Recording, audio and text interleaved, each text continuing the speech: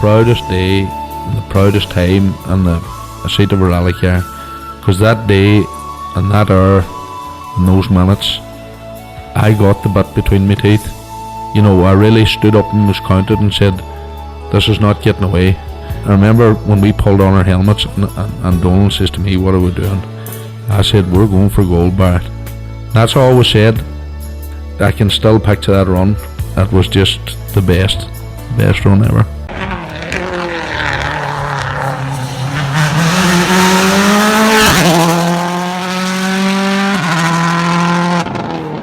Welcome along to Krunching Gears, the Rally Podcast, Season 2, Episode 29. Connor, we're going to talk rally once again.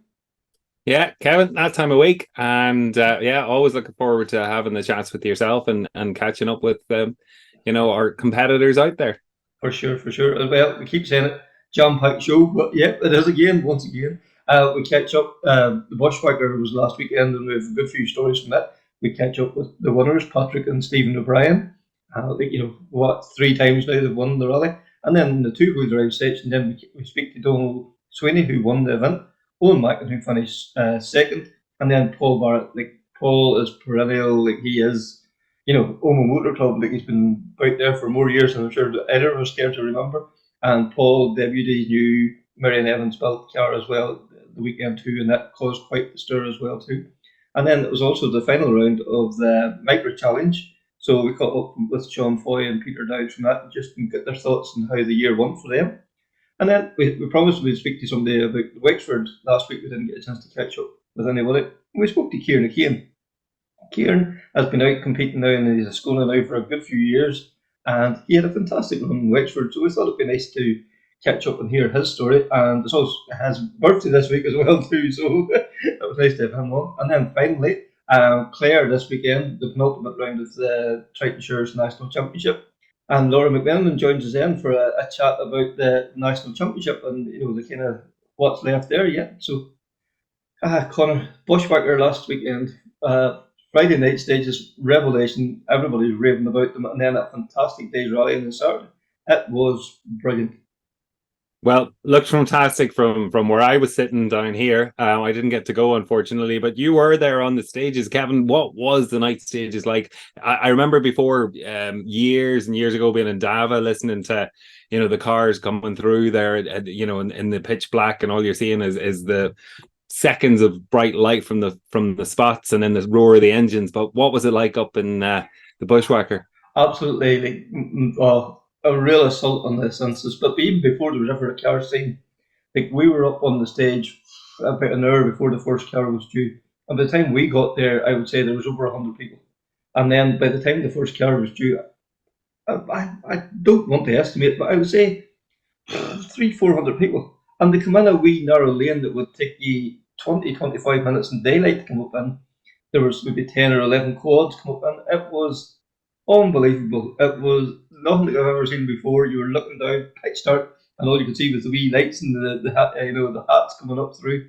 And the atmosphere was electric. There was somebody even there with the foghorn, and just it was all you needed was a barbecue and a few fireworks, and it would have been in Monte Carlo. And then the cars started coming, and the commitment of some of the guys in the dark was, oh my goodness, it was something else. It really, really was. And Patrick O'Brien and Catherine McCourt matched each other to the 10th of a second, over the 2 Brandon stages joined together in the pitch start. Talk about insane. That is, we talk about tarmac rallying in Ireland, but that is another level. And, that battle on the Friday night between Cahan and Patrick O'Brien, that really was what Saturday then became as well. It literally was the 2 of them in a dogfight. Oh, without a doubt. Catherine, Patrick was leading Friday night. Catherine nipped back into the lead there for a wee while on Saturday. But then, Patrick then finally got his nose back in front and he wasn't going to let it go. There was a couple of stages that a few guys claimed as well too that they beat the bogey time. But it didn't detract from the epicness of that rally. We know it's the Omagh Grand Prix, it's the Donegal and Gravel. We heard all these titles being bandied about.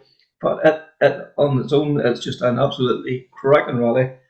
fair play to Omagh Motorclub for putting on an absolute masterpiece of a rally. Like I think that it'll maybe make a lot of other clubs maybe sit up and take notice. As maybe night stages could be something worth looking into, because it was unbelievable. Like the crowd, you could have picked out an entry list from the crowd. Like just name a few: Callum Devine, Psycho, Kevin Gallagher, Johnny Jordan, Alistair Fisher. And there was a whole host of other guys, and there's probably another lot that I didn't see as well too. So it was amazing.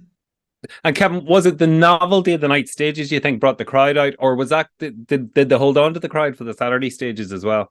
There was still quite a few about on the Saturday. I think it was the novelty of the Friday, the night stages, but also I think we know how competitive the forestry has got now, and like there was 6-7 guys going in there thinking they were going to win, and even on Saturday, like the pace was off the scale too. Like I've been going to forest rallying now for 20 plus years.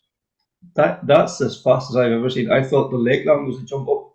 The Bushwhacker was another step again, and it's just class. I have to say, like the two rallies that would probably be the highlight of my year so far. It would be probably the Lakeland and the Bushwhacker in terms of raw out and out pace, because I didn't expect that level of pace on gravel. Yeah, we've said it before. Where the forestry is going to, and it's is as competitive as the Tarmac Championship. It genuinely is, and the commitment and the quality of the machinery, really, it's becoming a very attractive championship again to follow. Yeah, and like the drum we keep beating, the MI Rally Academy. Like Patrick is a member of it. Then Ryan Caldwell won the championship as well, and like Ryan, another member of the MI Rally Academy as well too. So once again, it shows what's there, and as well then the Rally 4 guys as well. Like they had an epic battle there at the weekend too, and the lead changed hands a few times as well there too. So. And not only right throughout the thing, there was fantastic class battles there. I probably overdoing it, but I just think it was class. The whole rally, I just couldn't speak highly enough of the whole thing, really. But I think without further ado, we'll catch up with Patrick and Stephen, and then that'll go into Donall, Owen, and Paul. The name and the trophy 3 times, Patrick. That is dream come true stuff. Yeah, it's unbelievable. To get it once was a big achievement. To get it 3 times in a row, it's unbelievable, and I think we have to appreciate these days because it'll never last forever. So yeah, it's really, really good. Yeah, and Stephen, before we started recording, we were just saying the names in that trophy is the stuff of legends, and you see Kevin Lynch, Robbie McGurk, Ronnie McCartney, Kieran O'Kane, the list goes on and on. It really is the who's who of gravel rallying in Ireland. To see your name on that list now, pretty special for yourself as well, I would say. Yeah, it's really, really special. And not even, I suppose, drivers, there's navigators on it too that you would hold in very high regard as well. So, yeah, it's we need to get our name matched on it because it's not actually on it yet. But it will be nice when I see that. That's for sure. And one very important name on it, your dad's is on it as well too. So no pressure when you go to do the rally. He's already won it. But, 2 ahead of him now, so. If he might come back. McGurk might come out now. He might be feeling a bit of pressure. Yeah, you wouldn't know. Yeah. But what a rally the Omagh Motorclub put on at the weekend. We know how limited the forest is in the Omagh area, and they keep reinventing it. They keep changing it around and keep giving just guys a whole new challenge every year. Like Patrick, the night stages, something that hasn't been tried now in 20 years. And to see the crowds that was out there on Friday night was unbelievable. On Friday it was like nothing I've seen before at home. The rallies out far, and it's something like that. But even coming down the big hill, I think it's Robbie's Crest they call it. It was like something out of GB. I could hear the air horns in the car and everything, and the flash of the lights. It was, you definitely did not think you were in Drumquin, but it was mad. But yeah, they put on some show, and there was no negative word about the night stages or anything. Everything was positive and unbelievable. I just wish I could go again. Yeah, and Stephen, do you get that vibe in the car too? Do you feel that? Does that seep into the car, that atmosphere? Definitely, you can feel the buzz, like, and it's a bit of an assault on the senses when you come over but he's talking about, like, and you see that many people and flashlights and air horns. I think the only thing missing was maybe fires and barbecues. It would have been, you think you're in Finland maybe or somewhere like that. But it's great to see, like, Jesus, on a Friday evening in Tyrone, that many people out watching a rally. Like, it can only be good for the sport. Yeah, because like I was up at that corner, and like we were standing, and this the wee lane that people come walking up in. Like it'd take you 20 minutes in daylight to come up in that. Then to come up in that in the pitch dark, and all you could see was these wee lights in the heads just moving up and down. And like there must have been 12 or 13 quads come up in. It was like I would estimate probably 300 or 400 people in the pitch dark. It was unbelievable. And like there would have been an entry list of a rally there. There was Callum Devine, Alistair Fisher, Johnny Jordan, Kevin Gallagher, Mark Alford. Like the list goes on and on. The amount of people, Robbie McGurk, another man that was at it. It was. I have never witnessed nothing like it at any rally. Never daylight running. To see that at night time was, for me, very special. So like for you guys coming down through it, and like Patrick, do you put your full faith in Stephen, what he's calling you? Is it the notes, the lights, or what do you drive to? It's just whatever Stevie says. If it's flat, it's flat, and if it's not flat, it's his fault, not mine. I think we had a bit in the dark to try to make a difference for Saturday morning, and we done that. And just touching actually on what you said about the people out of the rally, like the Friday night was brilliant, as I think Gahan actually said it.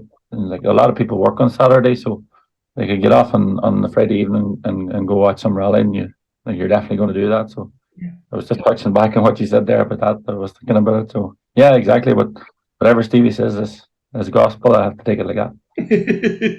And like Steve, like was it the second stage that you matched times with Catherine Court and Liam Moynihan? Like over what was it, 9 miles? 11, 12 kilometers or something. To match each other to the 10th of a second, that is surreal on gravel. Is never, we've heard about this in tar, but we've never really seen this in gravel before.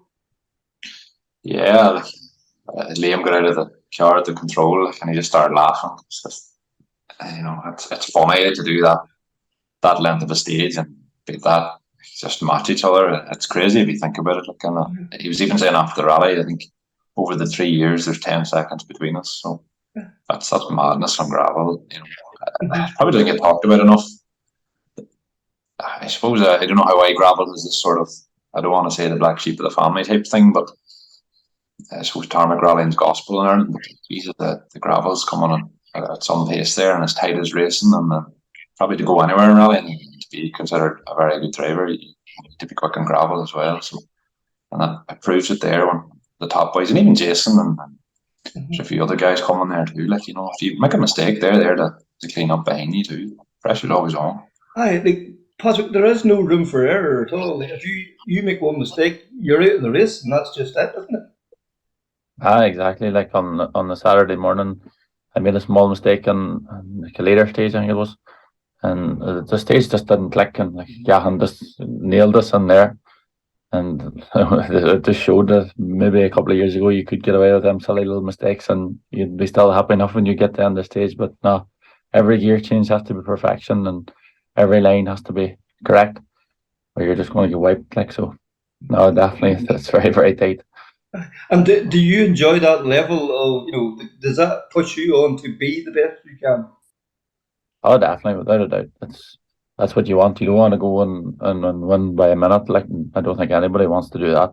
You want a proper, good, fair fight. And I think this is the third year now with Gahan, and it's unbelievable. Like, racing them two boys, like they're two really good lads as well, and good fun between the stages. And I would safely say it's going to come for Gahan shortly. Like, and I'm going to hold them off for that long. No, and like as Stephen said there, Liam mentioned, I think it's 10.8 stakings over 3 years. Like, that's amazing. But like there's also Jason. There's 4 or 5 other guys there who this year in particular, I think the Forester has really pushed on to a whole other new level. Yeah, exactly. And like even the amount of like you have different cars. I had the Skoda and the Fiestas, and different tires and different notes, and we come out at the end of the stage and we at the exact same time. It's crazy just to see how close it is with all different machinery and different packages. But yeah, there's so many of them. You go, God knows who's going to come out quickest. Mm-hmm.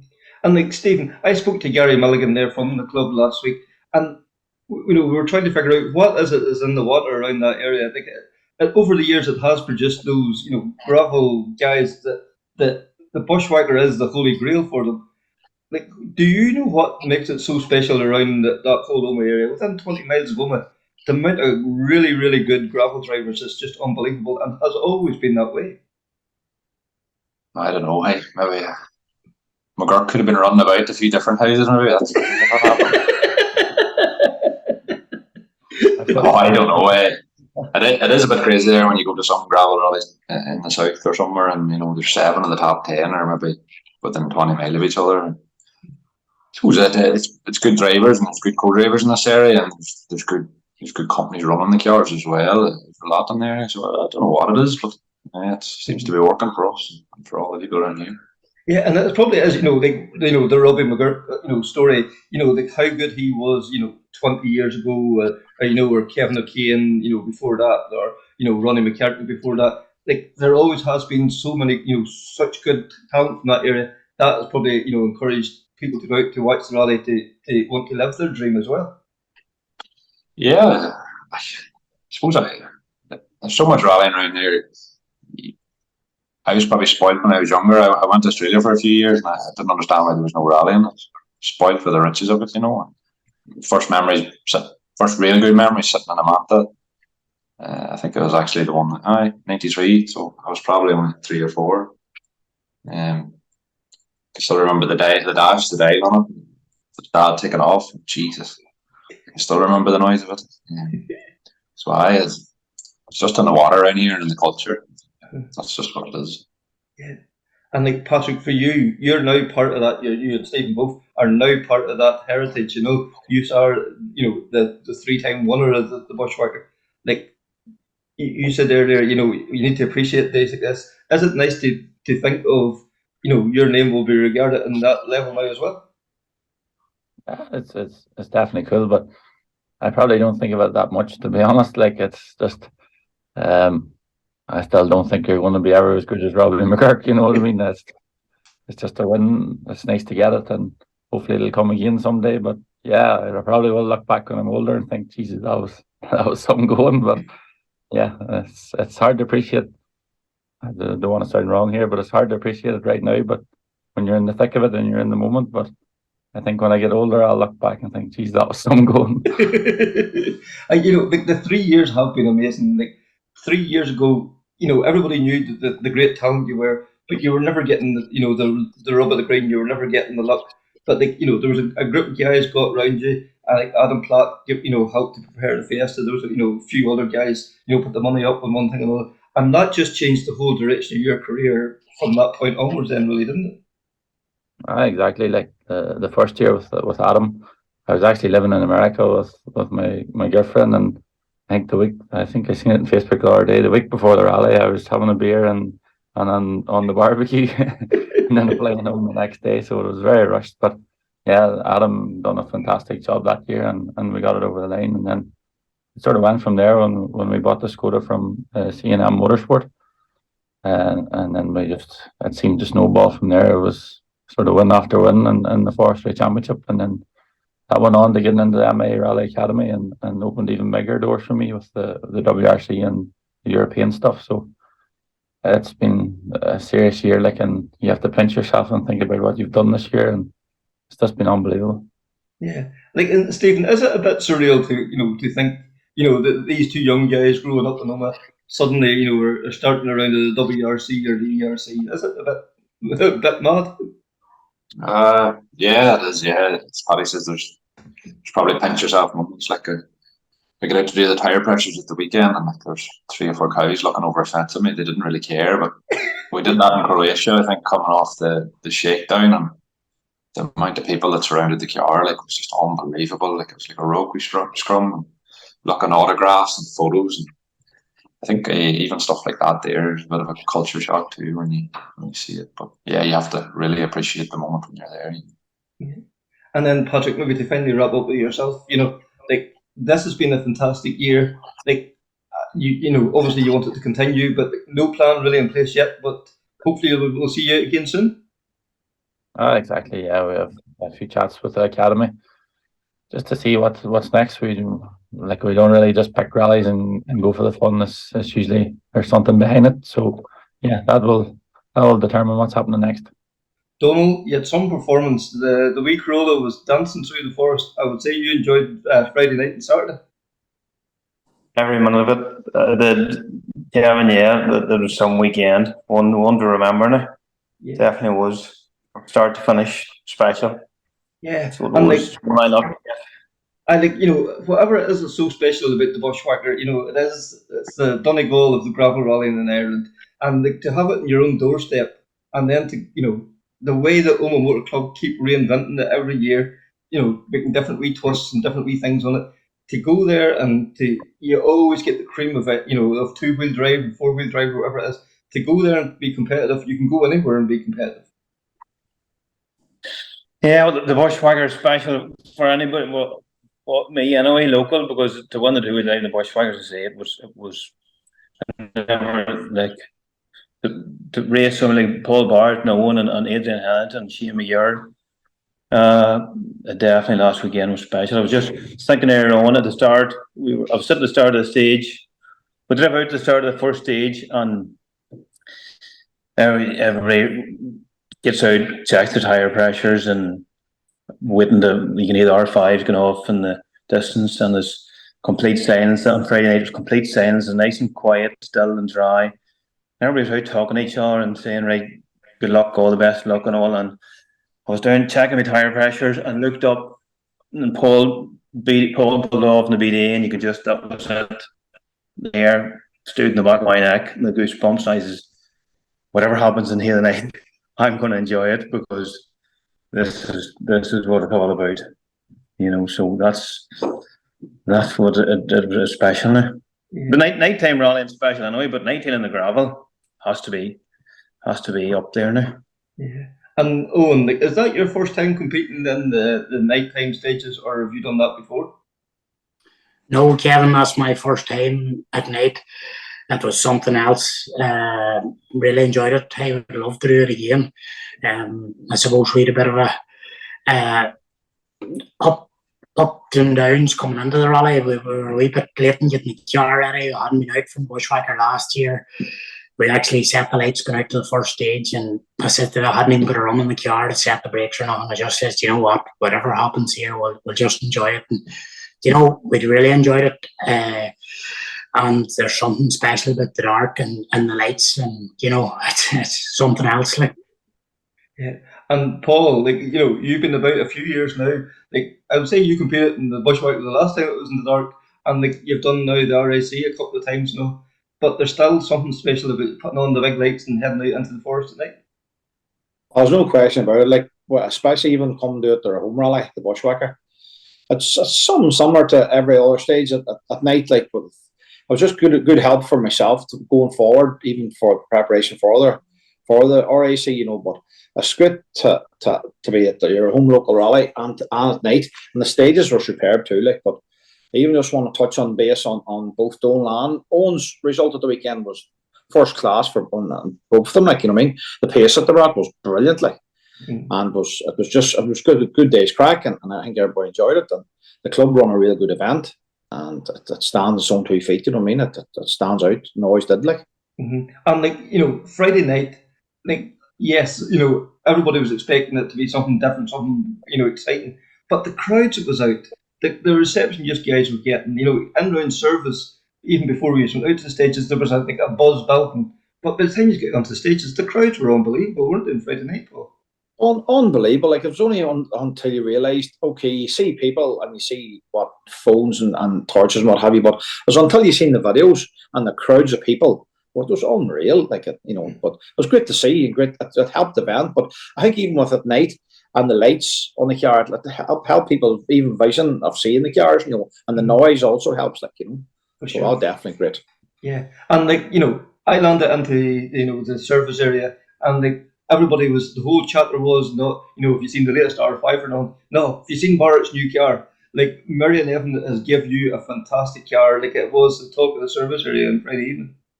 Well, there's definitely the car is something else. Like I spent a long time trying to get it to that stage. Like and Marion and Wales Motorsport have built me a great car, and it was really preparation for RAC. Like, but it was good to bring it home and do my home event with it. It was just that was the whole idea. But it was last minute too. It was down to a week or 10 days. But it says, listen, we'll get it home and do the event. And it was great to support the club and Gordy as well. We're both club members, like so. It was good to support the club and support the event. But I really wanted to do it anyway. So listen, it was good. I really enjoyed it. Like, so happy with it. And like Owen, like you talked about the noises of the cars and one thing and another. Like, there's nothing really beats the sound of a BDA in the forest, at night like that. It ticks every box you can think of.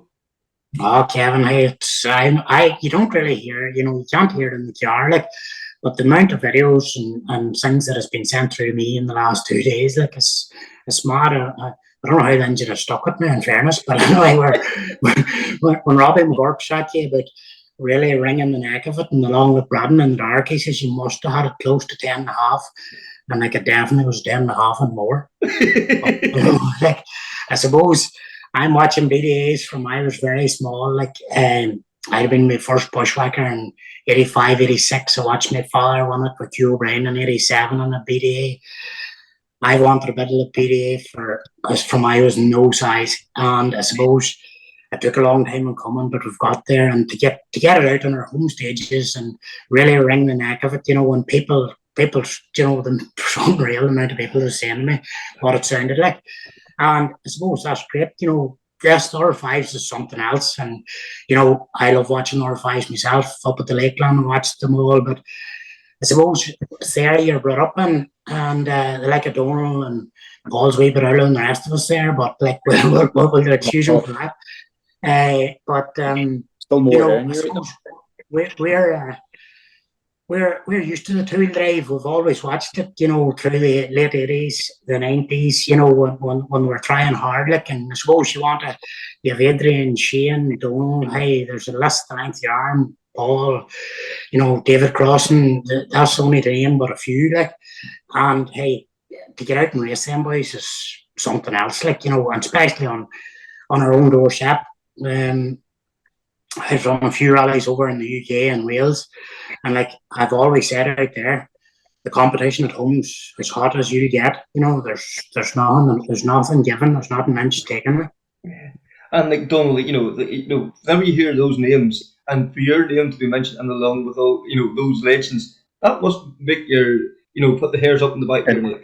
And no, you're not exaggerating, Kevin. That's this last, say, 5 or 6 years. That's more. That's the boys that I've been watching and trying to surely, someday. But to be last year, say that Friday night was special for me at the start of the stage, looking around me and then boys in front of me and behind me, and I'm thinking like this is what it's all about, And then to be going out on a Saturday morning, I looked back, Kevin or Adrian Hamilton was there. It was brilliant, and I would say that the two-wheel drive, like Owen says, the two-wheel drive is hot. I know we couldn't win any harder anyway. So, but the two-wheel, that's what you would like to think that a lot of people go to watch is the two-wheel drive. So,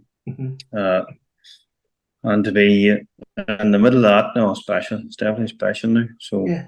And like the Corolla, like especially the bit of Corolla, is not the most obvious choice either. Like to produce something that wee bit different, like Trevor McConnell's put a lot of effort into getting the car to where it is now, and to see it doing so well, it must give you great heart too that you didn't just go down the conventional route the same as everybody else. You've done the BDA and all that. You've went out on the limb and tried something different. The Corolla just happened to come about. I was talking to Shane McGear one day back 3 or 4 years ago when he had told me about this Corolla, and then he had started building a Lada, and he said he was selling this Corolla. I always liked twin cams. I was always into twin cams. So he said, I would like that Corolla. And he told me what his plans were. So I said, that'd be interesting. So bought it, took it home, never really thought much more about it. Was rallying the Evo at the time, and doing Irish Varsity, that maybe 2019, and the Evo one.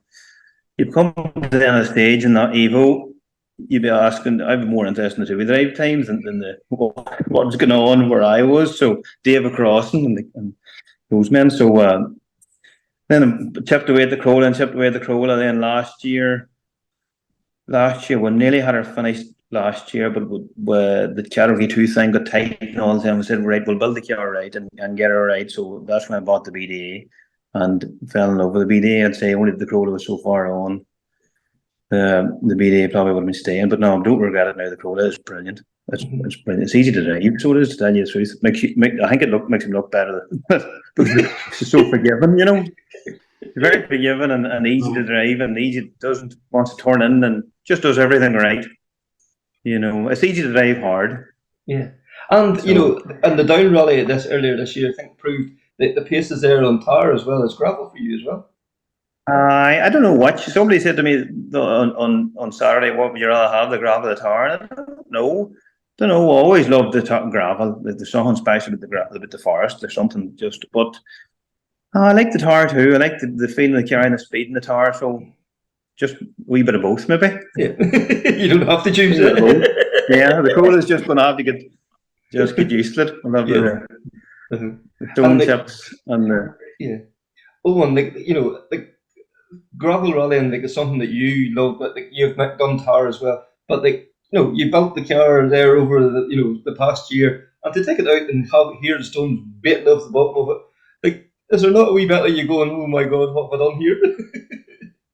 I suppose there is, Kevin, and the only tar I've done is between 2 kilometres and the 2 Bradens, but that's the only tar I have done. But look, I suppose fourth rallying for me was always where it was at. Hey, there's nothing wrong with tarmac, and it's sharp and it's all the rest.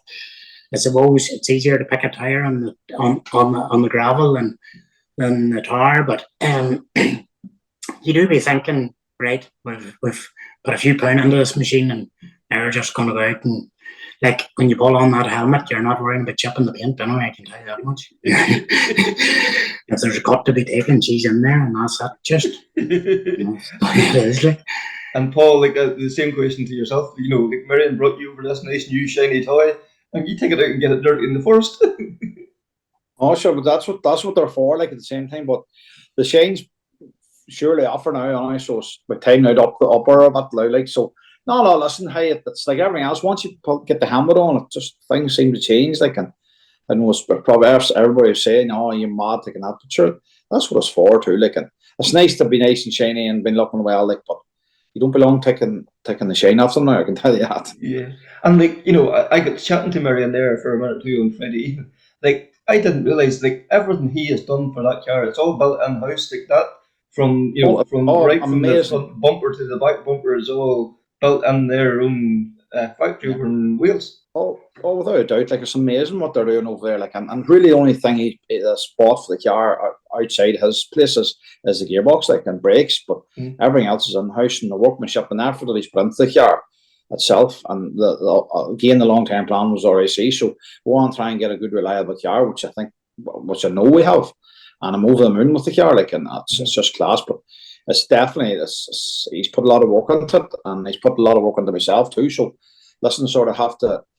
If I could drive it as hard as it looks, it'd be going all right. And Owen too, that's the thing with when I was speaking to Marion, who said it was a good Group 4 Escort. Marion Evans can build you one, Owen McMackin can build you one. There's not a huge difference in them. Yes, there's subtle differences, but your car can go out there and set times. You wouldn't do that with an R5 or a World Rally car and be as competitive. That's it just shows you the level of historic rallying's at. Probably not. No, Kevin. No, historic cars are very competitive in the gravel. I suppose there's one way to look at it, and they were a World Rally car one day. You take the late 70s into the early 80s, and Fatman won the World Championship in 81, or Osman's Escort. So it's really a World Rally car we have, but it's just out of date, and that's just basically the way it is. And I suppose Sport would have invested a hell of a lot of money back that time to get them right, and it worked. And I suppose that's why they were so successful through the years. And I suppose we're just lucky that there's so many shells about, and you have the like of Marion and Paul Sherwood, and the like of men that can build all these jars. Like you couldn't even get into naming the amount of men that can build them for you here at home, as well as the boys in the UK and Wales, which is brilliant. Like, but they're definitely. It'd be nice to see a kind of a historic. I know there's a tarmac historic championship, but it'd be nice to see a mixed surface one or something like that there for Ireland, like you have over in the British historic. I think it'd be well supported, and I suppose it takes somebody to sit down and push it on, and it takes a lot of time. Like, but I think it'd be good. For sure, yeah. And Donald, from your point of view, like the Irish, forestry has this year, I think, got ratcheted up another level. The 4-wheel drive stuff is unbelievable. The 2-wheel drive stuff is unbelievable. Like, have you ever competed across the water? Do you know that or do you feel if you're quick here, you can be quick anywhere? I don't know, Kevin. I don't know. I'd like to try it. I think we're maybe talking about going to Graysdale for a run later on the year, but I'd love to try it. Sure, you're watching all the time the videos in Wales and Scotland and England, so I'd love to try and go over and see it. But the pace here. Sure, look at the top pace here. On the forest is definitely Paddy. Sure, who's going to beat Paddy now? Like Renault Ryan's near there, but it's top 2-wheel drive wise. I don't know. It was never. I've definitely the RAC is on the bucket list right now, but I'd like to try it. I'd like to go and try it, but see what happens. Yeah, and see what happens. The other thing I suppose is as well that if there was maybe like a mixed surface thing there, like what Owen was saying, it would be nice to maybe bring some people from the tar into the gravel and vice versa. It would. Life's too short for one service. What's the point in as Paul says, what's the point in spending all that money and effort on a car and then like she spends most of the year sitting gleaming? It's like it's too.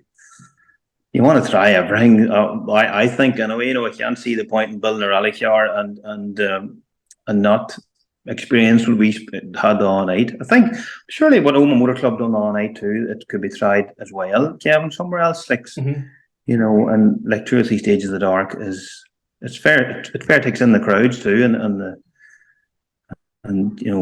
it spices the whole thing up. But it'd be interesting now a 2-wheel drive thing or a historic mixed service here, because what do you have here? Like I suppose Killarney and stuff is a big one, but to see something else, yeah, for sure. Yeah. And I was speaking to Patrick O'Brien and Stephen there earlier as well, and the question I had for them too, and I'll throw it out to you guys. Like Omagh, that within 20-30 miles of Omagh, you have some of the most legendary names of forestry rallying. Is it the Bushwhacker that has created those names? Like you have Robbie McGurk, Ronnie McCartney, Kieran O'Kane, Paul Barrett. All these guys that you mention their names and everybody just immediately thinks of forestry rallying. What's so special about that area that's created that? Donald, maybe you'll take that. I don't know because like it's the same as we're sitting sitting the start line, all them names and cars and famous men around us, and then you go into the service station and Robbie McGurk walks past you, and the first time, I remember the first Bushwhacker I did only a couple of years ago and went out after it, and here Hugh O'Brien was knocking about, and it is. There's a lot of fast men on in the area, but the Bushwhacker, it's like it's definitely that. It's the only goal of the gravel it has to be, and you see boys they got knocking about. Makes you realise how special it is. Household names. For sure. Yeah. So. And Owen, same question to you. Like you mentioned, growing up with some of those names, watching them and all. Have you an opinion of what makes it so special? Is it just those legends? Made you want to get out and emulate them? Oh, definitely, Kevin. Like I suppose I've seen a lot of Bushwhackers. I think I've missed one from the first round to watch them. It was the highlight in our house, like, you know, Bushwhacker Day was Christmas Day, like, there's no, my father, hey, still the same, he was out and seen 5 of the 8 stages, and for Mon 82, it's some going, and I suppose, hey, everybody wants their name on that trophy. Should it be the 2-wheel drive, which now, or the 4-wheel drive? You have a lot of talented drivers in the area, and they're looking down on the like of Hugh O'Brien, Robbie McGirt, you know, your McCartney's, all them boys that won it back in, you know, when Robbie won it, I think 8 times. Like, you have the like of Gavin Lynch, and you know, that's only naming a few. You have James Gillen tried hard. You have Derek McGarry. Like, there's the list goes on and on and on. And I suppose the like of if Paddy O'Brien there's 3 in a row, and that's some achievement. And Johan's coming in hot in his heels this last couple of years, and you know, them boys is knocking at the door there, and they're keeping Paddy honest. And to be fair, there's any man in that top 10 or maybe more that could have won that rally if circumstances maybe had changed a wee bit different. But like the level of machinery in the area, you know, you take it, everybody's going hard out there in the Bushwhacker. Like, you know, you've the man coming at number 90, and he's on the door hands too, like, yeah. You know, and anybody out watching, you're fit to watch it all, like, you know. So you have men that's going to their work on a Monday morning and also thinking about the Bushwhacker for 12 months, and they're preparing, same as Donall, like, and they're saving to get out in whatever classic car they're in, and it's great to see it, like, and there's some battles in every class, and I suppose fair took it up on level, and I suppose it's great there. Paul will cover the bits that I've missed there, like, but he's been knocking on the door there quite a long time and won the 2-wheel drive as well. But I suppose we all want to get where Donall was on Saturday, but sure, we'll just have to keep trying. That's for sure. And like Paul, like, you know, you've been competing in the Bushwhacker for more years than probably you care to remember. But like, you are part of that legend of the last 20 years or more. Like, it has become beyond expectations almost at this stage. Oh, there's no question. Sure, that's why it's called Omagh Grand Prix. Like, so Yeah. it was, you know, when all them men, the Rob Gurst, the Hugh O'Briens, all them, like, sure, and there's no doubt. Like, I'd love to give it a go on one of the big cars or 5 cars myself. Like, I don't know if fit to do it or capable of doing it or afford to do it, but I'd definitely be one on my list to try and win the Bushwhacker. But I'd say it's but beyond my reach now at this stage. But you never say never. But like, definitely the club itself put a lot of work into it too, you know, and that made it run a real good rally. But there's somebody I was chatting on Saturday and trying to think who it was there, and as Owen says, just all down the field that they're saying, every car you could have watched from car number 1 to the last car, you could have watched the whole rally. That everybody was going hard. I'm not sure who said that to me at the weekend, but this is, I couldn't believe, like, people doesn't realise that the pace that all them lads are on, like, no matter how far they're down the field, like, so their numbers, you know, that's why we try to keep the stages as good and as levels as we can for them, because their entry fee is still the same price as the man that's number 1 on the road. So we have to try and give them a good stage to compete on. So it's vitally important too, you know, that everybody enjoys the rally. Yeah, because like, you know, if you look at even some of the guys, junior guys, like the battle they were having, sure they were like second separating them as well too, which is so brilliant for the next generation that's coming up through. Definitely, and as you know, it's great to see too, and the support, and even the amount of people, even the service area and local people, was men I haven't seen in ages, like, and that's why I was so glad I was doing the rally as well, to be part of it, you know. And the amount of people watching, the amount of people in the service area, even the venue, that's a class spot for the service in Omagh as well, you know, and taking to the centre service and like, so no, definitely it's something that it'd be good to see if more clubs would come on board, maybe and run a few night rallies or a few stages at night, you know. Whether it's probably cost effective, maybe it mightn't be the most smartest thing, but I don't know, it all depends how their own club done, you know, so hopefully it worked out for them, you know. For sure. And then, Paul, we'll start wrapping up. Paul, you have the RAC now coming up in November. Is it all systems go for it now? So all systems going out at this stage. Hey, that really, it was good sort of Bushwhacker to kick it off for me, you know, so for the track road now this weekend. And then that's really my testing done before the RAC and get the car ready and myself ready mentally and physically. And But so I'm looking forward. I've got a lot of support from everybody too. So I'll give it one more shot at the gun. So we'll give. I'm looking forward. It's going to take a lot of preparation and a lot of time and everything. But I'm really looking forward to it now. The car's good. The team, Marines put a lot of work into the team. Gordon's put a lot of work into it. And all the lads around me as well. Has put a lot of work into it. So no, I'm really, really looking forward to it, and we'll try and do as best I can and give it a go. Adrian's going out too, and Marty McCormick. There's serious competition out there this year. There's a few dark horses too that haven't even their names on the entry list, which they're doing it. So it'll be interesting. The very last stage, the rally's 44, 45 mile. It's nearly like a bushwhacker in the very last rally in the Monday evening. So I don't know how that's going to pan out. But it's going to be. So it's not over till it's over. So it's going to be very, very interesting. For sure. And Owen, from your point of view, what's lined up now for the rest of the year? No plans as yet, Kevin. We'll try and maybe go to the last round of the Starks in Carlisle. There's 2 night stages in that as well. So we might go out and see how we get on there amongst the final round of the British Historic. Let's say there's a lot of boys going to it. With some of them stages in Kiel, they'll probably be used on our AC. So maybe give it a rattle. If not, we'll see what's close to home and we'll try and do something anyway. Excellent. And Donall, you woke up this morning and you were the winner of the Bushwhacker. Was there an extra bounce in your step this morning? No, I think that's been last for a week or so. Yeah. the adrenaline's still going. It was no. Hey, Kevin, it'll take a long time to beat what happened last weekend. So it just everything clicked. So. And I was in a modified car, Owen and Paul was just right by me and do a story car. So I had the extra power and all the extra wee toys, but you have to. I was going to say Paul was on with the rest of the field there. Look at Stuart McLean and Roy Maguire. There must be them guys are. Whenever you look at your own time, then you look at their time. Unbelievable. It's incredible, but it's incredible. So just everybody's on the door handles.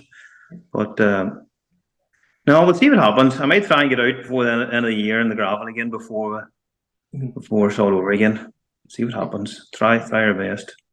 So that's fantastic to chat to all the winners there, but yeah, thanks to each and every one of them there. The Micra Challenge, everybody, I suppose, the way I've gone about the Micras all year, it's been a great, great new initiative. And just delighted to see it went so well. And caught up with Sean Foy and Peter Dowds just to give us their thoughts on the year, how everyone went, and sort of start to tease out maybe what they're thinking of for next year. The first year of the Micra Challenge has come to an end. Stevie Watford, probably not unexpectedly as the crown champion, but I think the real winner of the thing is the Micra Challenge. It has been a phenomenal success in the first year. Sean, you were one of the with the guys with this idea, yourself and Peter, and to see the way it has grown this year must fill you full of pride. Absolutely. I think it was a bit of a team effort. As we said before when we were last chatting, there's just lots of work goes on in the background, and maybe people who don't organise anything, I guess, don't realise, but there's just so many wee details you're sort of just having to pick up on. Pete put a lot of effort into getting the TV thing. There's the video YouTube thing going in the background, and there was just lots of things. I think it's been really quite difficult, because the usual story is we're all competitors, and when things get a bit tight and they run up their rally, you're still having to remember to organise the stickers for the cars and things like that. And after the event, you're sort of hanging around. I think I have a photograph of me in the massive service park up at I think it was the Tour of the Spurns, and I'm the last car in the service area. All the organisers gone home because I was staying behind to help, get prizes out and things like that there. So it's been a team effort, but yeah, there's a lot of pride in actually getting it this far. We've got a lot of support and people coming up just to say, I think you're doing a great job. So it's been nice to have that experience. Yeah, Peter, it really has captured the imagination of crews. Even the spectators. Is it that thing that they know somebody that used to have a Micra, 15, 20 years ago, and that the memory is still strong, and it seems to have been gathering pace. That every rally you go to, oh look, there's lovely wee Micra there, and it does your heart good to see the joy it brings. Oh, for sure. You know, obviously we want as many of them out as possible. And if you look at their mid year, we did get some adding in with young Doherty there coming on, and Damien Fleming obviously going out and buying a car and joining in. Now, there are a few of our mates who've still got their cars to finish and come out. So if they all come out at the one time, there's at least 15 or 17 Micras out there. And there are a few people that have bought Micras through the year that haven't, are going to build them through the year to come out next year. So yeah, there is potential for a lot of Micras out there. And as you say, there's a lot of them up and down the country that haven't produced their heads yet. So we'll see what happens. But no, it's been very good for the first year. And, you know, it'd just be good now to try and get some more partners on board or some more sponsors on board to make the prizes better for everybody, you know, because obviously everybody wants something out of it, and the more people on board, the more prizes, and the prizes can filter down through the field. You know, so funny, it was just, I seen the footage there tonight of the Bushwhacker, and it is very good, you know, so the whole thing's come together well, you know. Yeah, like you know, the production values on the YouTube channel, like they are exceptional. Like I think the whole championship could learn from it, not just the Micra. Yeah, it's second to none. It's a good point. I think the boys, the BBC crew, are a bit shocked really when they come out, you know, because the rally product that's out there is phenomenal, and it's really there's a lot of underachievement. I think, unfortunately, you know, when you look at the last round, there's 20 R5 cars. You add up the value of those, you know. They're successful businessmen out there rallying, you know, they're putting everything into it. Fair play to them, you know, very jealous and all the rest of it. But, you know, they don't really get much coverage on the back of it. You know, as I say, they've a lot of advertisement. The cars are immaculate, advertising their businesses and things like that. And I just, personally, I think a bit more could be done. You know, I think we've set an example where, you know, okay, it doesn't need to be, you know, back to the old days, RPM videos on a Thursday night. We'd go to a pub, have a few beers, and go down to Raymond Mason's house to watch, you know, the crack and see who was covered. Things have moved on, obviously, with YouTube and so on.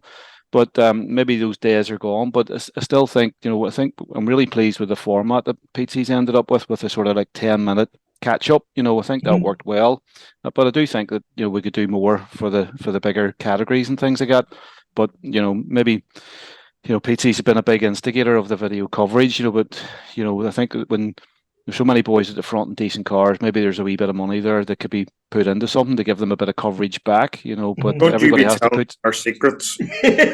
Well, I wouldn't give away. I'm not allowed to. I'm on a tight contract here, but I just think They there's more work it out to be done, you know. Yeah, but like when you see that, you know, the likes of the Bushwhacker, you know, going down to the last stage, you know, 2 points on whatever seconds between the top two and even the top, you know, 6 covered by probably 40 seconds. I can't even remember just off the top of my head now. But like, it's a format that's made for television. You know, it's a real the drama builds throughout the whole event.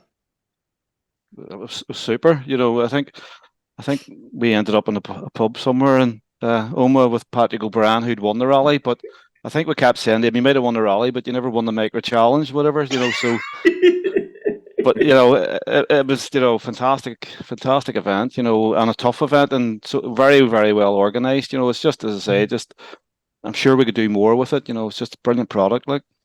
For sure. And like Peter, from your point of view, like the championship, you know, worked out really well for you. Just 2 rounds on the you know, on the circuits, 2 rounds on the roads, and then 2 rounds in the gravel. And it was like, you know, for somebody starting out, it was the ideal, you know, the 2 circuits got up and running, then the roads, and then the forest. You got a real mix of everything throughout the year. For sure. Like Kevin, I haven't done any rallying at all, and obviously starting out, for me, it was a big challenge to take on those boys and wanting to have a go at them all. And we obviously, between me and my brother, progressed as we went along, and things improved. And we said, right, we'll get to the roads. And I was really nervous going to the roads. Now, my work has sort of got so busy that we couldn't do two of the rounds, which is a bit of a problem because otherwise we would have probably featured quite highly in the championship. But we got to do the work. Yeah, that's for sure. That's for sure. No, the championship went brilliant, you know, and to say the cars are fantastic, you know, but and I beg anyone to try them, would really love them, you know what I mean, and get involved. Because like you know Stevie Watford is like a legend of a man in rallying, and like to see the results, overall results he was getting out of the Micra shows what the car is capable of. and he'll admit himself it could do with a wee bit more power or one thing or another. But the fun he gets out of it, like the angles he was putting it in Friday night in the Bushwhacker was unbelievable. The overall result he got in the Down Rally, which is renowned as a fast rally, like he's taken the Micra to places that it probably shouldn't be. But then you had the likes of what do you call it, young White at the start of the year was matching them, beating them. So it shows that if you can do that, if you can get noticed against Stevie, you can get noticed anywhere. 100%. And, the car, if you look at Bishop's Court there, where he won the two-wheel drive class against all those cars in the wet, obviously it was a bit much better for him, but it shouldn't have been there. Bottom line, it just shouldn't have been there, but he made it work. And as you say, Philip White was on his pace right through the year, nip and tuck. And it's just a pity that Philip had a bit of damage there and couldn't carry on, but hopefully next year, if we can keep the same sort of concept together, I think there's a few wee tweaks that we need to look at, that might help everybody and see. It was very hard to put 2 forest rallies on at the end within 2 weeks. that's quite costly, and it also didn't work out for me because I was busy. So I want to make sure the calendar suits me too, because I want to go with Sean. Yeah, we'll have to have a discussion about that, Pete. I'm not so sure. We'll work on it. We'll work on it. And like Sean, Dominic Hodges came over from the UK to do the Down Rally, and he just loved the format. We had him on the podcast here earlier in the year. He loved the format, the whole approach, the reception he got from just guys. And then, at the end of it, he finished, was it second, but he donated his money, to charity, and then just guys matched it. And, that's what rallying's all about. That was such a real feel-good story. Yeah, I think he got his eyes opened a bit. Obviously they run great rallies across the water and things like that. Or I think we have our own way of doing it. The rules are applied, the rallies run well, but there's just a different atmosphere, and I think he really enjoyed that. And I think the fact that even the Volkswagen dealer that hosted the scrutiny, for the Down Rally, people sort of couldn't believe he's standing there whacking away at the burgers at the barbecue, and they were free. Okay, you could make a donation to charity, but it was just more relaxed, less commercial and things like that. So it was good experience.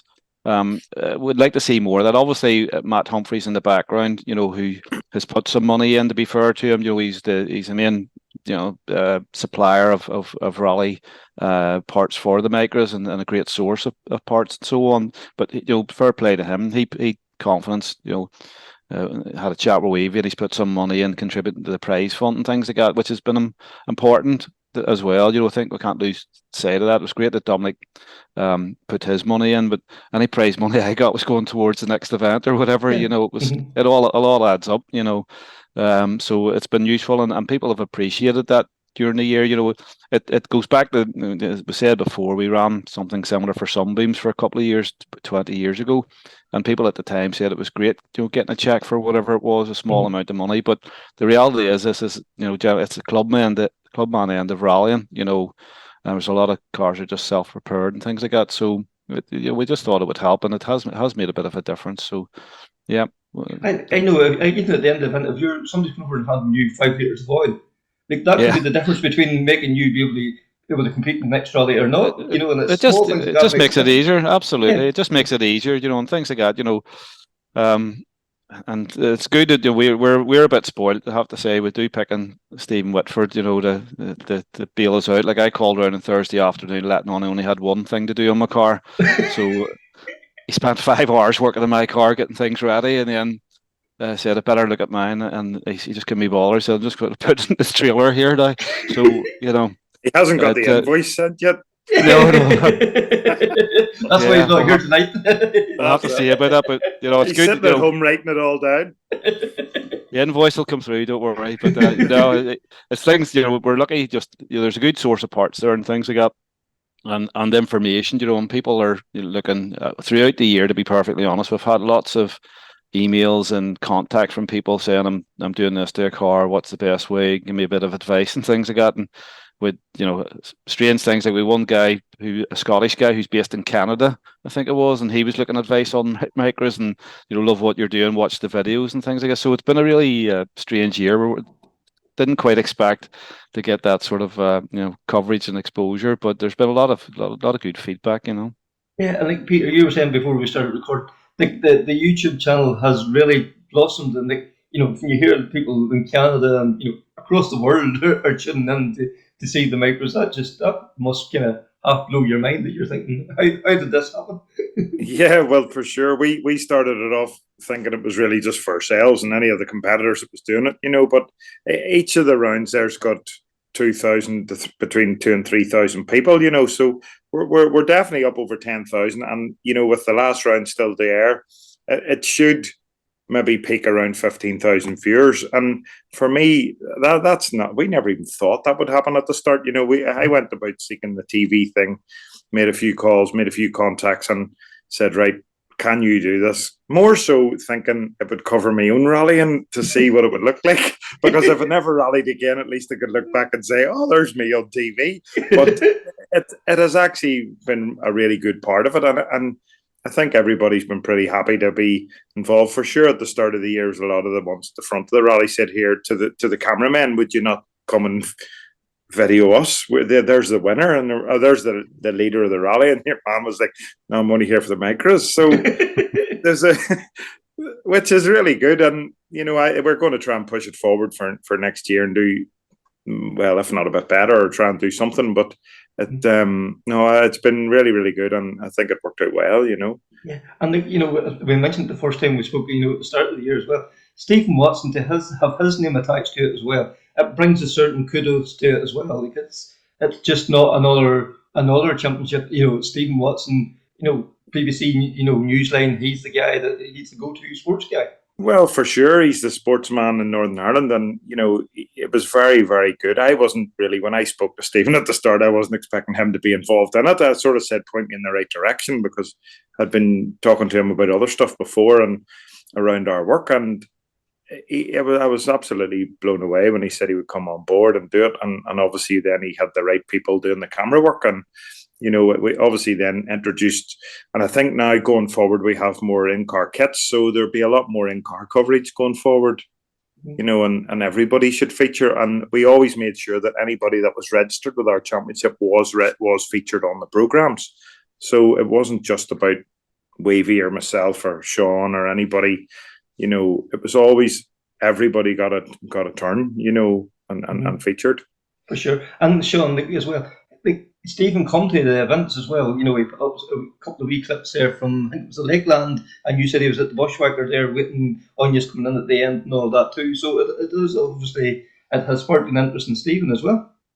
Yeah, absolutely, but it was good. Obviously, as Peter says, you've got all the big cars that are just lined up R5 after R5 and things like, which is obviously fantastic. And as I said before, we're all jealous, but it's still funny when Stephen Watson and the crew are hanging around and they're just waiting for, okay, we'd only a few cars out because it was the end of the year, but it was still, there's just an entertainment value in that alone. But he had a lot of interest. He was always looking around to see who's doing what in the rally and things like that there. But as Petey said, we came along to do the Micras, and he stayed all day, hung around, made sure that he got the coverage. And it is good the way it isn't just sort of few video clips, which is we all like to see, but they do try and make a short program out of it with a bit of a story, and to get everybody involved. And we had people going right back to Kirkson, things like that. That sat with Derek Crossan, David Crossan, who were just complete novices first event.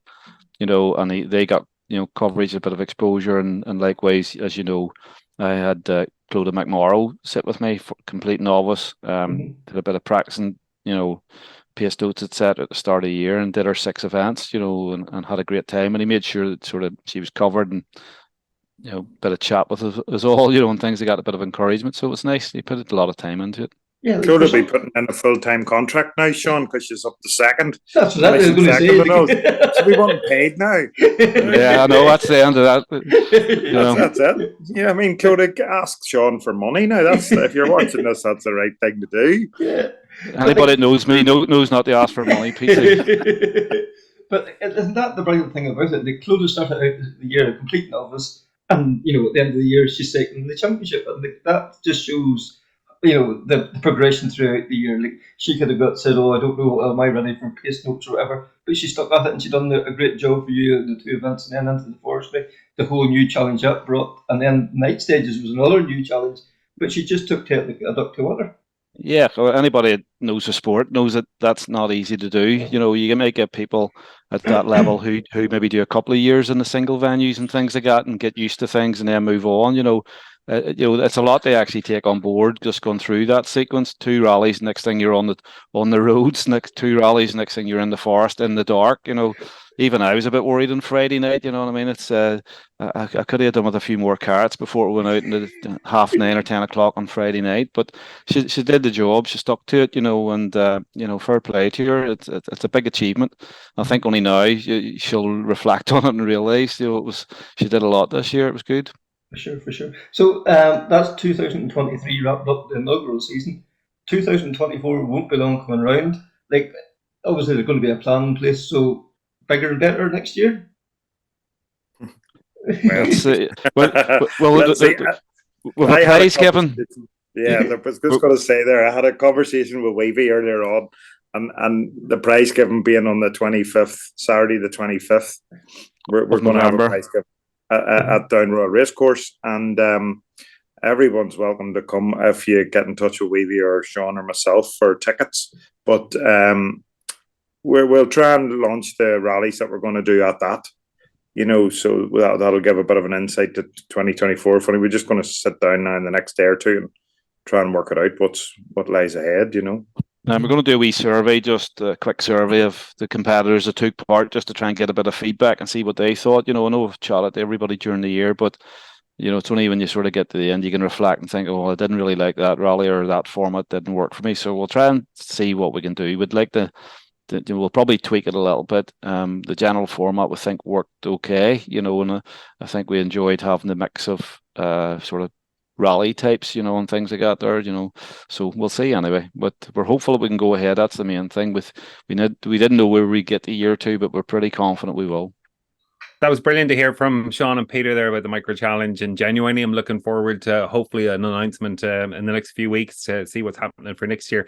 And of course, congratulations to Stephen Whitford for winning the championship the year. We had a great result from him. We talked about Wexford last week, and as I said, we wanted to catch up with somebody, and we decided let's go for a clubman. So Kevin, you had the opportunity to catch up with Kieran O'Kane and talk to him about it, competition obviously in Wexford, and that a good strong top 20 result from him, and also the Opel Ascona. Yeah, I think Kieran's just one of them real characters of rallying. No matter where you go, you bump into him, there's always stories all the way yarn, So like you say, a real clubman, just going out and enjoying his rallying, and fantastic car he has. Like, no matter where he goes, it's always gets a lot of admiring looks and a lot of So I thought, why not hear his story? So let's hear from Kieran. Kieran, you had a great run in Wexford a couple of weekends ago now at this stage. Always a rally that's been kind to you in the past as well.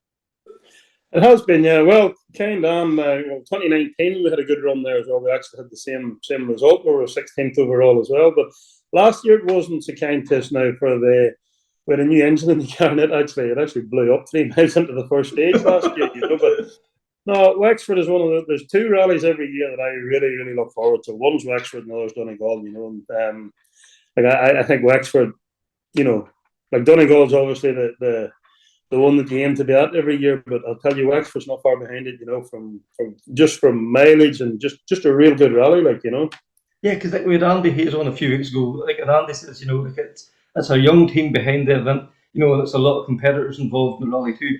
And the more people I talk to, that shines through. That as competitors run the rally, they know what you guys are looking for, and you want mileage, you want stages, and Wexford providing that by the bucket load.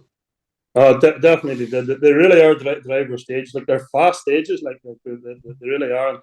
And that rally, it ran like clockwork. There was, I think we only lost 1 stage out of the whole. Was it 18 in total? And so of a 2-day rally, for that amount of stages, to only lose 1. That's good going. There was no, when you're coming into every stage, you were straight in. There was no real waiting about or anything. It was brilliant. Very, very well run. Excellent.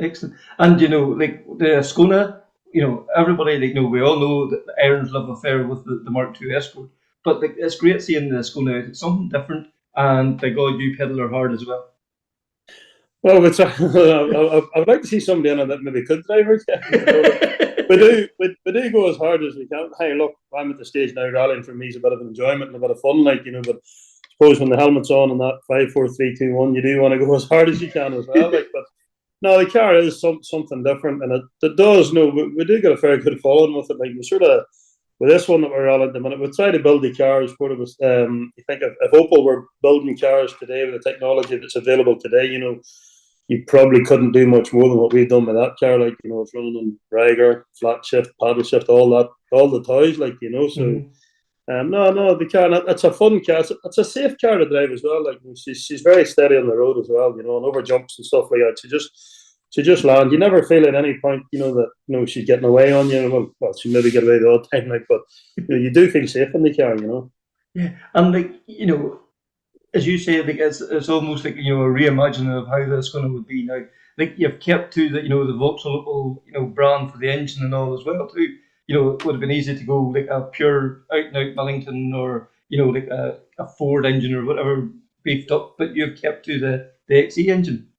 Well, exactly. Yeah, it's a Millington XE, you know, full aluminium engine. Like, yeah, that was the thing. Like, you know, obviously the historic Ascona is a 2.4, so that's maybe the modern version of that today, if you like, you know. So the 2.5 XE. So no, that was the thing too. And obviously we were thinking of maybe doing some of the stuff over in Belgium and Germany, and that, you know. And I think they like to keep the same, you know. If you turn up in Opel, it needs to be an Opel engine on it type thing, you know. So.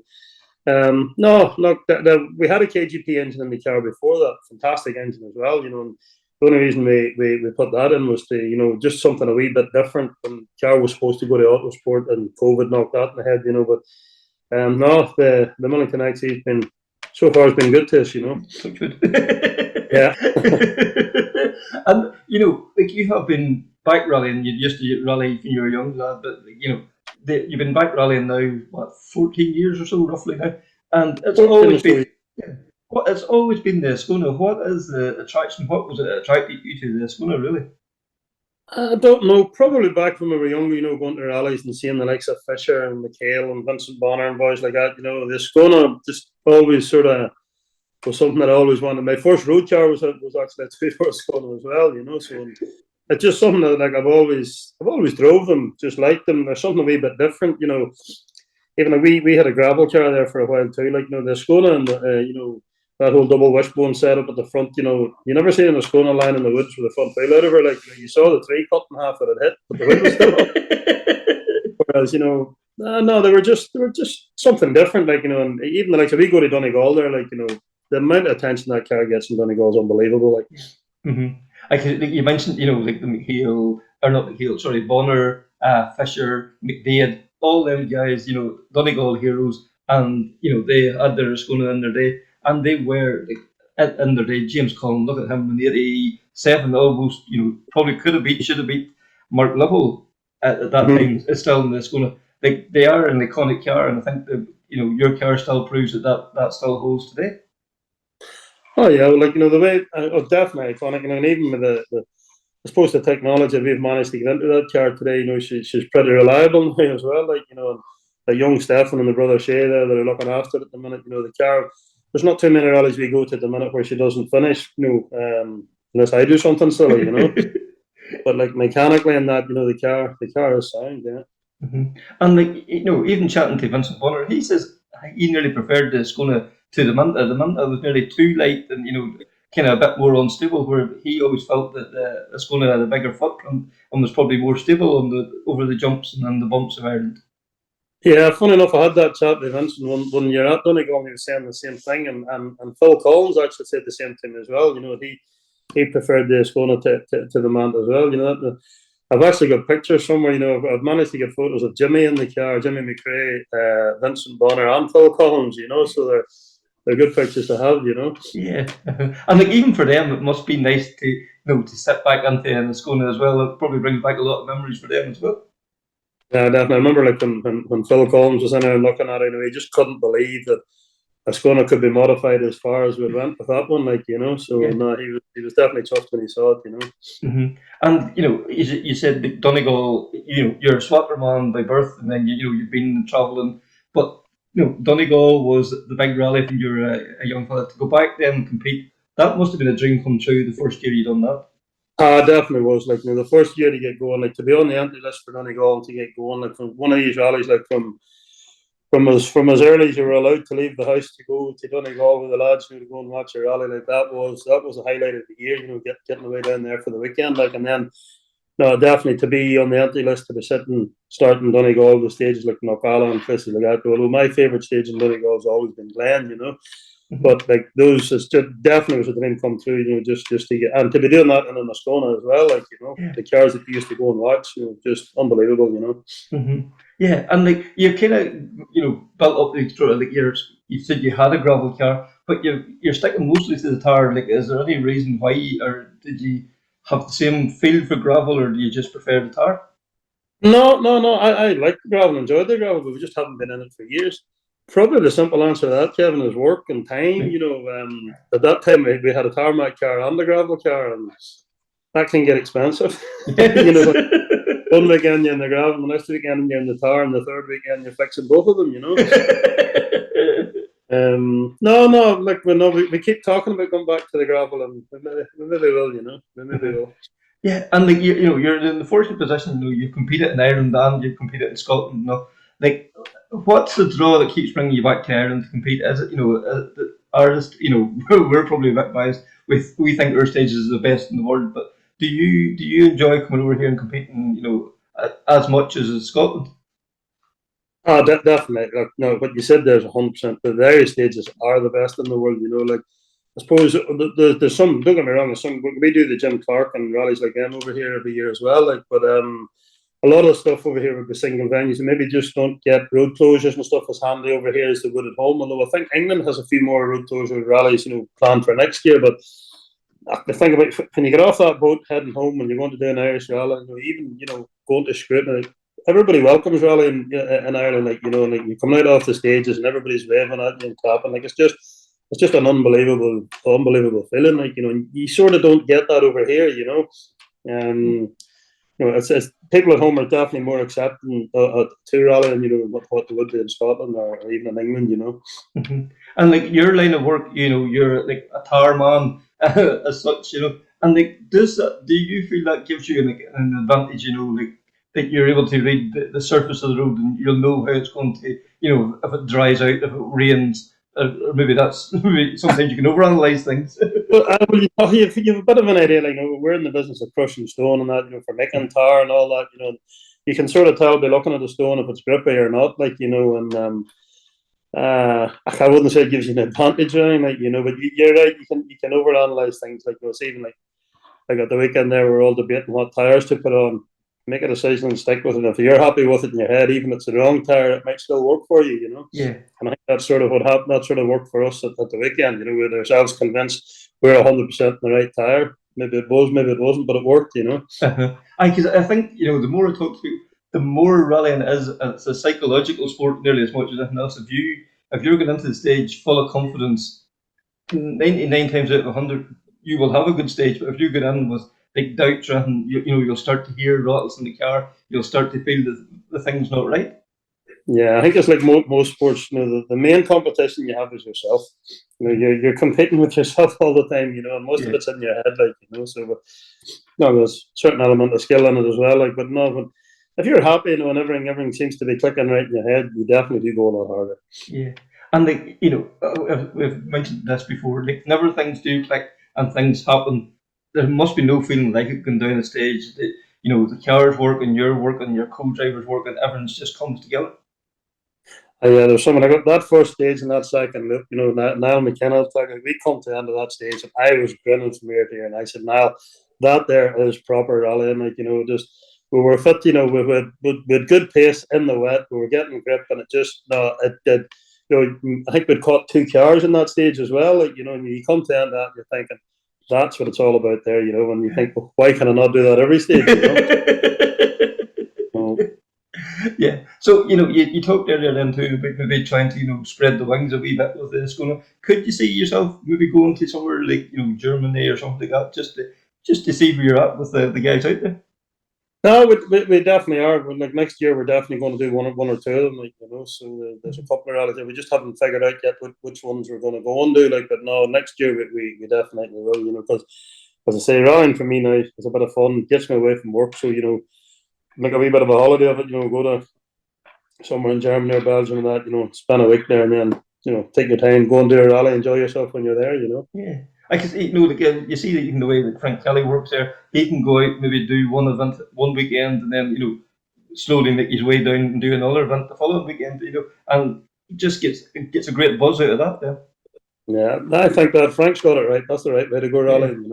Mm-hmm. All a bit fun and enjoy the whole. He involves the whole family in it. And that's. I think that's brilliant. I think the way Frank does it, I think it's absolutely fantastic. Yeah. So watch this space. O'Kane Motorsport on tour. On tour, yeah. You never know where we could end up. Yes. So thanks to Kieran there and belated happy birthday. Also got a chance to catch up with Laura McMenamin from the Tritonshires National Championship, like penultimate round this weekend. Claire had a look at the championship, depending on results this weekend. It could go down to the very last round in the Fast 8 9 in another few weeks.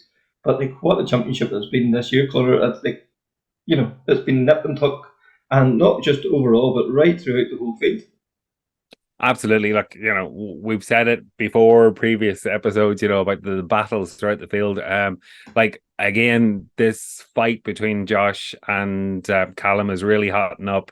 Who knows where this is going to end with 2 rounds to go. But as you say, we've other battles there and classes that will be decided either in Clare or will go down to the wire as well in the Fastnet. That's for sure. So let's hear from Laura. Laura, we're down to the penultimate round of the Tritonshires National Championship, and what a championship it has been so far this year. It's been edge of the seat stuff all year.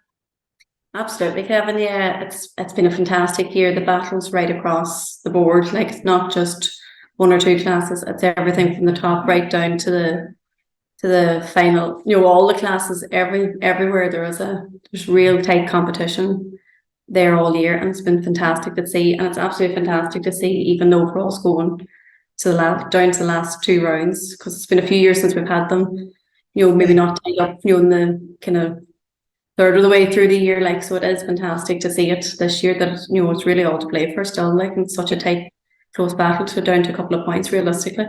Yeah, and you can see every rally they're getting full entries and a reserve, so it shows the popularity of the championship. It's a proper kind of championship for competitors, isn't it? Really, they want to compete in it. That's it, yeah. Like we said, I know when we spoke earlier in the year, we were saying, with the rotational calendar, it was working in our favour last year, and we were saying we were hoping it would continue this year. It has proven that it is working. The clubs are benefiting, as I said before.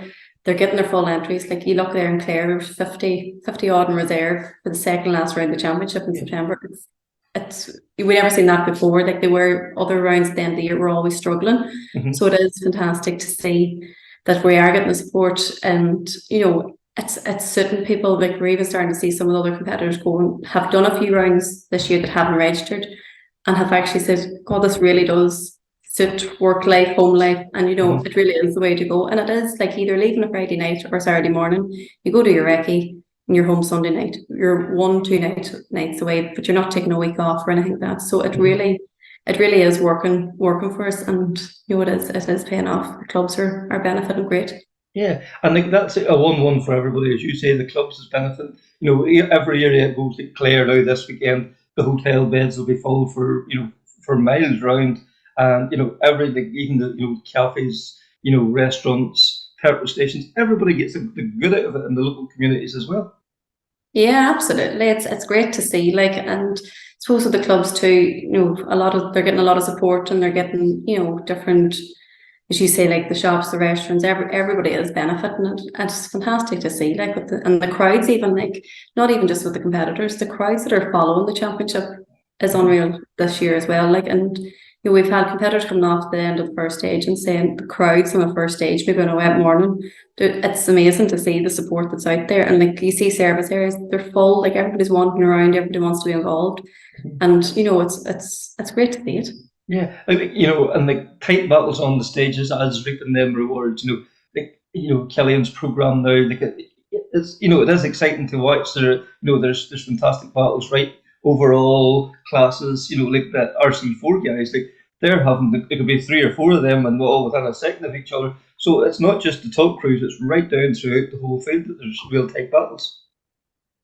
Yeah, exactly. Like, you know, I suppose we're so used to some of the top boys and them being so close, but even at that, you have maybe the top 10, 5 to 10 are nearly close. But as you say, right down then to like class 2, it's just unbelievable at the minute. Like they're literally coming on, and it could be down to tenths of seconds or a second between them, and you just don't know who's going to pop who coming out of each stage. Like, and it's great for them. Like, and you know, as you say, and even at that, I've looked at there on other events and even some of the other classes, like, you know, your 11s, your 12, your 13, all the classes, they're all coming off and it's like, what had he, you know, they just you know, in their own battles and they're getting sucked in with it, and it's great to see. But again, that's helping the championship too. They're out, that's what you want to do, you want to go out and you want to compete against somebody, you just want to go out and drive around. Because even, you know, I even say within class 13, there's probably is maybe 2 or 3 going for the one, but there's another 5 or 6, and they're in their own wee battle as well, and they're, you know, they're getting to the end of the stage and they're going to Andy, what the you know car 25 have or car 37 have, they're involved in their own wee battle as well. Yeah. Exactly. Like you know, if you listen to Andy's coverage or Killian's coverage, you know, especially Andy's, because Andy's normally doing the full field, and as you say, they're coming down. What had he in front of me, or what so and so? You know, you don't care really what's going on. It's just you want to know who we're battling against. Yes. And it's great to see it. It keeps the excitement right down the field. Like, you know, everybody, even if you can't get to it, you're at home, you're watching it and going, right, let's see how they're getting on. Like, so it's fantastic, and there's a great buzz about it still. Like, thank God. Yeah, and you know, Clare this weekend, they look at things, you know, the service area, everything all in the one area, like that is fantastic for competitors as well, that they're not having to, you know, drop the car here, leave the trailer over there. It's all going to be in one confined area. Like, this is something probably other clubs will be keeping a very close eye on. Well, that's it. Yeah, fun. I was chatting to Jerry earlier, and I was actually looking at the map, and you have, like, you drive in, you have your service area. The back of the service area, you have your park fermi. Over to the left, you have your trailer park. Right, and to the right of it is scrutiny, and across the road then is your rally office. Like, you know, you literally can pull in and you have everything done, and it's great, especially for service. The boys doing service, they can set up service, they can go into scrutiny, and they're there. They're not going from here to there to the other, dropping, as you say, dropping trailers and everything around. You know, everything's there. Literally pull up, and they can do everything inside the one area. So it's fantastic. And then, you know, for the overall title, like, you know, Callum drew first blood. He's claimed the Tarmac Championship, but he's not having, you know, it's not a foregone conclusion with yourselves yet. Like, that championship's just going to go down to that's going to go down to the final round, because it's going to be probably per stage point decided. It could be, and we've kind of been looking at every scenario between the two of them. You know, looking at one doing this, and this, another doing the other. Like, but when we're looking down to it, when it comes to all scenarios, you know, if both of them finish both events, it's literally they're going to be a point or 2 points when it comes to it. We've had one scenario we looked at that the two of them could come out on a draw, all square, and even going back, then you have to sit down and you have to figure out number ones and whatnot. Like, it's great to see it. It's fantastic to think that we could be standing on the last stage at the last round of the championship, literally trying to figure out again who's won it. We did it in Balbafay one year between Declan and Josh, and you know, it would be fantastic to see it again. That, you know, we literally would be standing there trying to figure it out and see who comes off with the right time at the right place. Like, but it is fantastic to see how close it is. The two boys have put in a fantastic battle this year.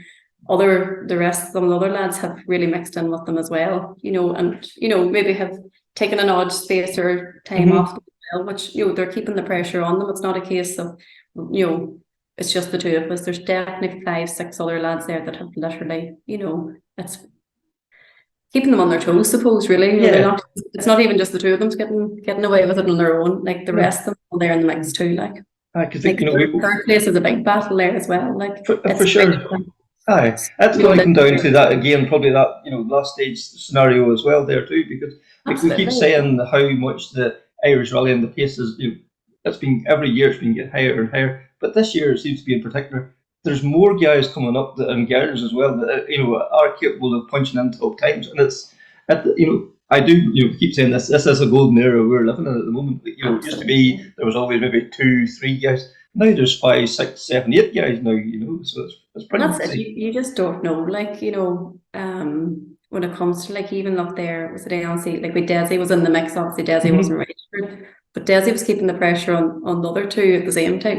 Which it is fantastic. And as I said, like you have there in like for third, you're probably looking between Declan. Like Declan's in third at the minute.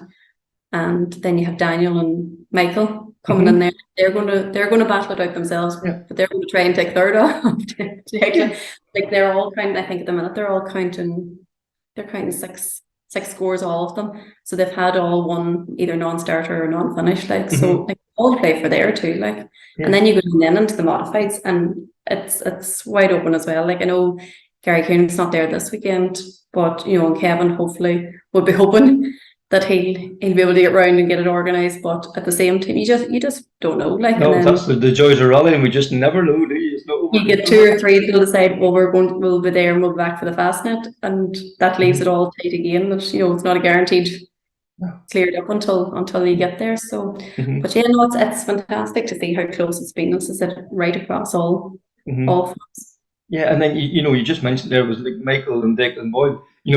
Always with them two at the end of the stage. What the dad said. What so. What did he say? What time did he do? Like so it is great. I don't think Declan probably too impressed with Michael.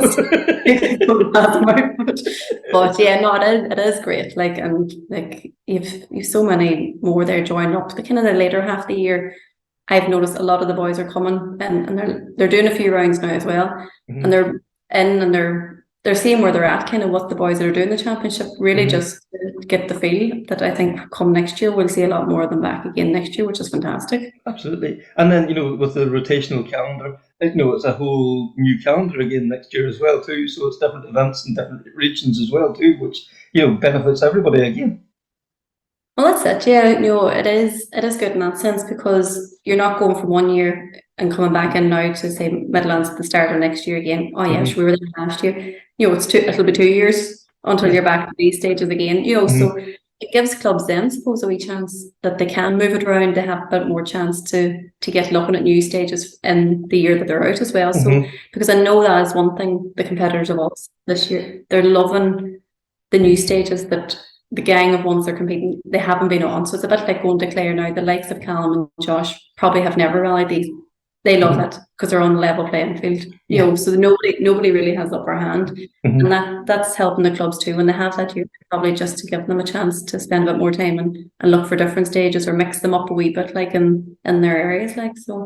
Yeah, no, it's been good so far. Yeah, and like you said earlier, like every class, there's no foregone conclusions really at all. Maybe 1, maybe 2 classes it's almost decided, but there's no champion elect already, really. No, I think it looks through it. We might have 2 classes that we could physically say, yeah, we're done. Like I know the juniors there, Jack McKenna and Damien Doherty have wrapped up the juniors. They had a fantastic drive all year. Like they were unreal to watch. Like so obviously we want to say congratulations to them. They won't be out this weekend, but hopefully we'll get them back again. We might even get them convinced to go to the Fastnet for the rally, it could be pushing, but no, like for themselves. And I think only maybe 2 other classes in another classes is wrapped up. Other than that, like I was looking down through it, I think we have 3 or 4 classes that they're actually the top 2 or 3 are all level going into the last 2 rounds. Like so, it's madness to see that there's even that close, like that they're literally on level points going in. So it is fantastic to see. Yeah, and like we mentioned earlier too, the program that Killian is producing there, that team, but people like that is elevated and it's gone back to almost the old RPM style, and that's probably hopefully opening it up to somebody that's maybe not as familiar with rallying will tune in and see that and say, oh, that must go and try that. and as you say, the crowds are increasing as well. So there's all the publicity and all that. It's all working in your favour. Absolutely, yeah, because with Kieran, I suppose the big thing we wanted was Kieran, and the request we put in was to tell the full story. And he is getting that, as you say, it's not just the top 10, 15 that he's covering. He's literally every class is getting a mention, every battle is getting mentioned. If something happened during the day down the field, it's mentioned, and he's doing a fantastic job, him and the team there. So it is great to see, and again with his end of stage reports, you can even see that the numbers are going up in it as well. Of course, yeah. Everybody's tuning in, everybody wants to see, and I would say with the last 2 rounds, everybody's going to be sitting on the edge of their seats wondering who is going to come out. I think with Claire, everybody will be watching closely to see, what is the story. If the 2 boys finish first and second, that's it. It's straight to the fastnet. There's no question about it. So everybody's eyes will be on it this weekend. For sure. That's going to be who's going to blink first. Exactly. And then we mentioned as well too, Kevin Barrett, Triton Shares, they have been a staunch supporter over the last I don't know how many years. It's almost you hear Triton Shares, you think national championship, and that's how close the link is, and it's great to have that link there as well. Yeah, it's absolutely fantastic having Kevin there and all the team behind us, supporting us. As I said before, they're fantastic to deal with. They're 110% supportive. They're involved. They know what's involved in it, and we love obviously to hear their ideas and if there's anything they think, they know what they're talking about. So it is fantastic. But yeah, no, we're absolutely delighted to have them on board, and long may it continue with them. So wishing all the competitors in Clare this weekend, a fantastic rally. Hopefully the weather's kind to you. Also this weekend, then the Track Road Rally, the latest round is the BRC, and there's also the round of the historic British Championship as well too. So there'll be a few local guys out there as well too. So all the best to everybody involved. So Connor, that is season 2, episode 29. Another one finished off. Yeah, another one, and another busy one as well. That's for sure. So if you could please share, rate, subscribe, all those things, gratefully appreciated. If there's any ideas you have, find us on social media or drop us an email at crunchinggears@yahoo.com. Any input, always gratefully received. So until next time, take care, speak soon, and bye.